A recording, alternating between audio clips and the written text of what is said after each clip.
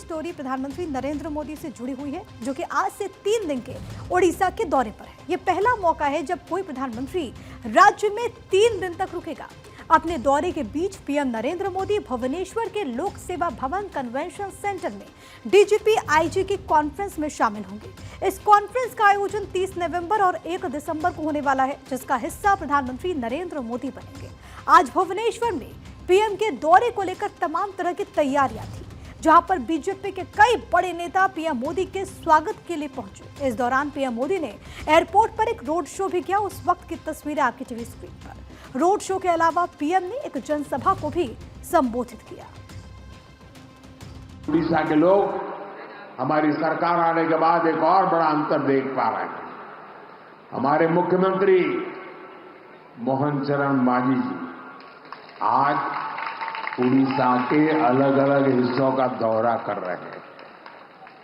उड़ीसा को पहली बार गांवों में पता चलता है कि मुख्यमंत्री गांव में भी कभी आते हैं। जब हमारी माताएं बहनें आर्थिक रूप से सशक्त होगी तो राज्य की अर्थव्यवस्था में उनका योगदान बढ़ेगा। मुझे खुशी है कि बीजेपी के प्रयासों से ओडिशा की आदिवासी बेटी द्रौपदी मुर्मू जी आज देश की राष्ट्रपति है। और इसके बाद अब पीएम नरेंद्र मोदी 30 नवंबर और 1 दिसंबर को होने वाली कॉन्फ्रेंस का हिस्सा होंगे। इस कॉन्फ्रेंस में देश की आंतरिक और बाहरी सुरक्षा की जिम्मेदारी संभालने वाले तमाम अधिकारी शामिल होंगे। इसके बारे में कुछ बड़ी बातें आपको ग्राफिक्स के जरिए हम बता देते। देखिए, इस पूरे कॉन्फ्रेंस की अगर बात करें तो डीजीपी आईजी कॉन्फ्रेंस में कौन कौन शामिल है ये आपको बता रहे हैं। इस कॉन्फ्रेंस का उद्घाटन केंद्रीय गृह मंत्री अमित शाह करेंगे। कॉन्फ्रेंस में एनएसए अजीत डोभाल भी मौजूद होंगे। इसके साथ ही अगर खुफिया ब्यूरो के अधिकारियों की बात करें तो उनके यहाँ पर मौजूदगी होगी।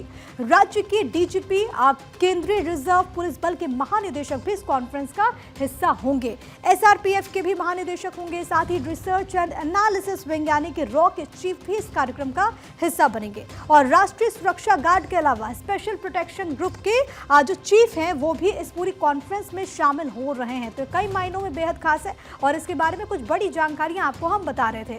तो इस कॉन्फ्रेंस में कानून और व्यवस्था के मुद्दों पर राज्य के प्रदर्शन की जांच और देश में सुरक्षा और कानून प्रवर्तन एजेंसीज के सामने आने वाली चुनौतियों पर चर्चा होगी। इन चुनौतियों से निपटने के तरीकों का पता लगाने पर भी यहाँ पर चर्चा होगी।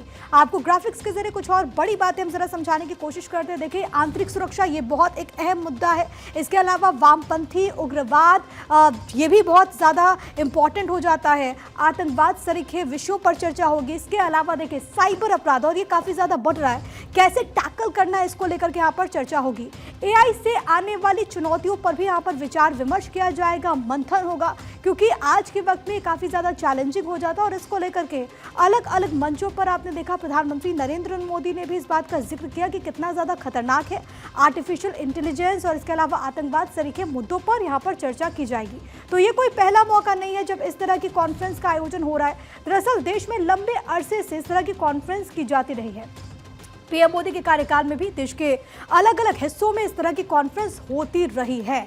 अब आपको उसके बारे में भी जरा हम ग्राफिक्स के जरिए बताने की कोशिश करते हैं। तो देखिए, अब तक ये जो कॉन्फ्रेंस है वो कहाँ हुई। देखिए, 2014 के बाद की अगर हम बात करें तो अब तक ये सम्मेलन सबसे पहले गुवाहाटी आप देख रहे हैं, यहाँ पर ये कॉन्फ्रेंस हुई थी 2014 के बाद। उसके बाद आप देखिए ग्वालियर, मध्य प्रदेश के ग्वालियर में, हैदराबाद में ये सम्मेलन हो चुका है, लखनऊ में हो चुका है, दिल्ली में भी ऐसी कॉन्फ्रेंस हुई है, कच्छ में, गुजरात के कच्छ में, केवड़िया में कॉन्फ्रेंस हुई, महाराष्ट्र के पुणे में भी यहाँ पर एक कॉन्फ्रेंस हुई। और लास्ट अगर बात करें तो बीते साल जयपुर में इस कॉन्फ्रेंस का आयोजन हुआ था।